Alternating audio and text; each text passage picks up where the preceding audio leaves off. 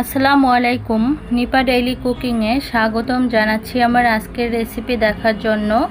শুটকির উগ্র গন্ধ দূর করার পদ্ধতি সহ বেগুন আলু দিয়ে আজকে শুটকি ভুনা করে দেখাবো। আজকের এই রেসিপিতে শুটকির উগ্র গন্ধ দূর করার জন্য অনেকগুলো টিপস এবং ট্রিক্স থাকবে। আশা করছি আপনাদের ভালো লাগবে। আজকের রেসিপির জন্য এখানে আমি 10-12টার মতো এরকম লইট্টা শুটকি নিয়েছি।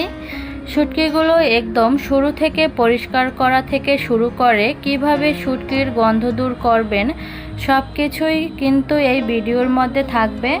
তো প্রথমেই আমি সাইডগুলো পরিষ্কার করে নিলাম, পেটটা পরিষ্কার করে নিলাম। এরপর আমি ছোট ছোট টুকরা করে শুটকিগুলো কেটে নিলাম।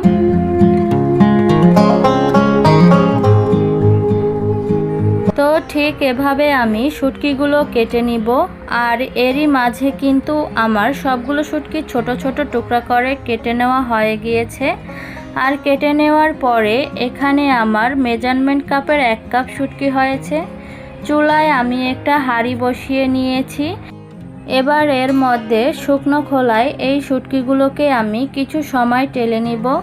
3-4 মিনিটের মতো টেলে নিলেই হবে। এভাবে শুটকিটা কিছুক্ষণ টেলে নিলে শুটকির গায়ে যে ময়লা বা বালু যেগুলো লেগে থাকে সেটা কিন্তু ধুয়ে নেওয়ার সময় খুব সহজেই উঠে যায়।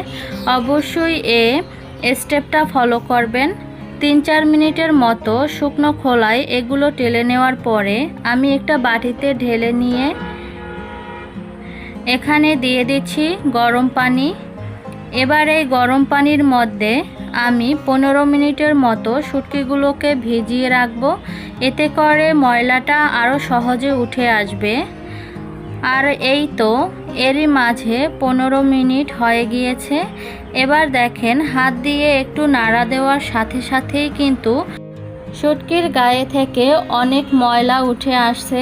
এবার আমি পানি বদলে বদলে শুটকিগুলো ধুয়ে নিব। আর এরই মাঝে কিন্তু একদম পরিষ্কার করে পানি বদলে ধুয়ে নেওয়া হয়ে গেছে এবং শুটকিগুলো একদম সাদা হয়ে গিয়েছে। এবার চলে যাব মূল রান্নায়।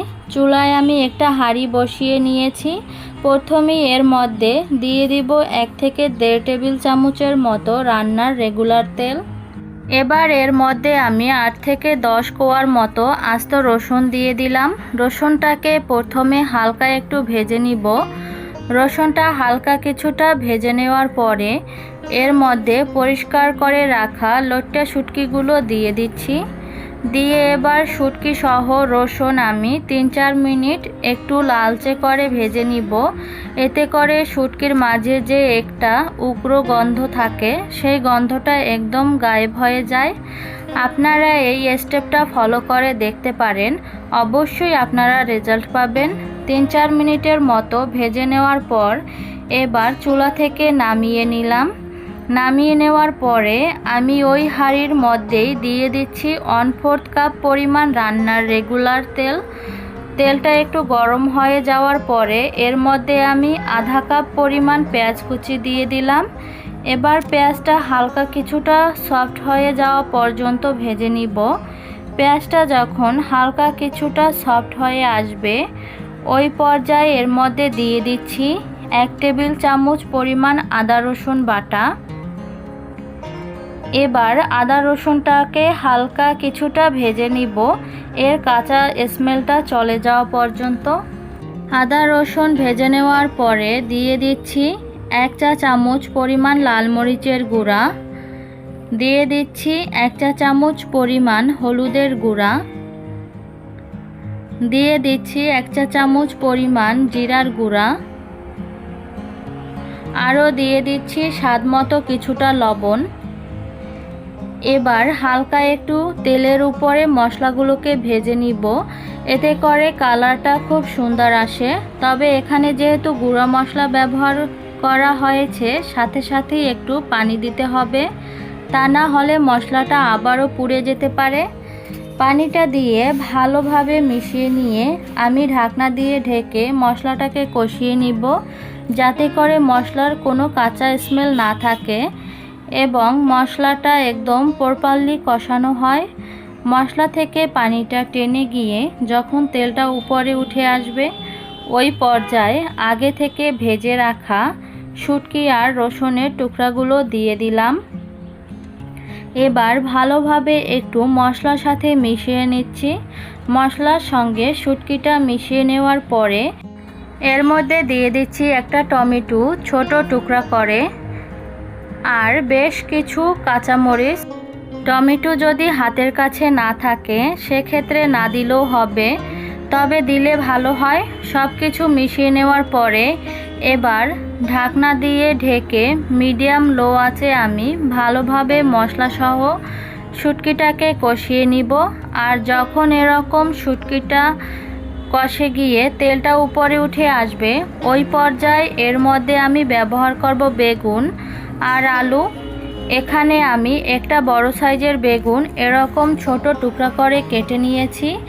আপনারা এখানে যে কোনো ধরনের বেগুনই ব্যবহার করতে পারেন। তাছাড়া একটা বড় সাইজের আলু আমি এরকম ছোট ছোট টুকরা করে কেটে নিয়েছি। চেষ্টা করবেন বেগুনের পরিমাণটা বেশি দিয়ে আলুর পরিমাণটা কম দেওয়ার জন্য, এতে করে তরকারিটা খেতে বেশ ভালো হয়। এগুলো আমি আগে থেকে পরিষ্কার করে ধুয়ে নিয়েছি। এবার কেটে রাখা বেগুন আর আলু আমি শুটকির মধ্যে দিয়ে দিয়েছি। দিয়ে নেওয়ার পর সব কিছু একত্রে খুব ভালোভাবে একটু মিশিয়ে নিচ্ছি। সব কিছু ভালোভাবে মিশিয়ে নেওয়ার পরে এর মধ্যে আমি 1/3 কাপের মতো পানি দিয়ে দিচ্ছি। গরম পানি দিচ্ছি এখানে আসলে আলু আর বেগুন সিদ্ধ হওয়ার জন্য যতটুকু পানির প্রয়োজন আপনারা দিতে পারেন, তবে এই সবজিগুলো সিদ্ধ হতে কিন্তু খুব একটা সময় লাগে না, তাই অনেক বেশি পানির দরকার নেই। কারণ এই রান্নাটা খুবই মাখো মাখো ভুনা টাইপের হয়। তো বেশ কিছুক্ষণ জাল করে নেওয়ার পর আমি ঢাকনা খুলে একটু নেড়ে চেড়ে দিচ্ছি। আর এগুলো কিন্তু অলমোস্ট সিদ্ধ হয়ে আসছে, কারণ অনেক বেশি নাড়াচাড়া করলে আবার বেগুন ভেঙে যাবে, তাই একটু আন্দাজ রেখেই নাড়াচাড়া করবেন। আর বেশ কিছুক্ষণ মাঝারি আঁচে জাল করার পরে দেখেন একদম বেগুন আলু সব সিদ্ধ হয়ে তরকারিটা একেবারেই ভুনা ভুনা হয়েছে। তো আমার তরকারি অলমোস্ট হয়ে গিয়েছে। নামানোর আগের মুহূর্তে আমি সামান্য একটু ধনিয়া পাতা উপর দিয়ে ছিটিয়ে দিচ্ছি। এটা হাতের কাছে না থাকলে না দিলেও হবে। ধনিয়া পাতা দিয়ে আলতো হাতে নেড়ে চেড়ে আমি চুলা থেকে নামিয়ে নিব। এবং আপনাদের কিন্তু আলু আর বেগুন সিদ্ধ হওয়ার জন্য যতটুকু সময় রান্না করা দরকার করতে পারেন, তবে চেষ্টা করবেন ঝোল না রেখে এরকম মাখো মাখো অবস্থায় চুলা থেকে নামিয়ে নিতে। এটা হয়ে গিয়েছে, এবার নামিয়ে নিচ্ছি। আর এই তো এরই মাঝে তৈরি হয়ে গেল আমার লইট্টা শুটকি দিয়ে বেগুন আলুর তরকারি। গরম ভাতের সাথে খেতে অসম্ভব মজা হয়। সমস্ত টিপসগুলো ফলো করে আপনারা তৈরি করে দেখতে পারেন একবারের জন্য। আশা করি আপনাদের ভালো লাগবে। আজ এখানেই বিদায় নিচ্ছি। ভালো থাকবেন সবাই। আল্লাহ হাফেজ।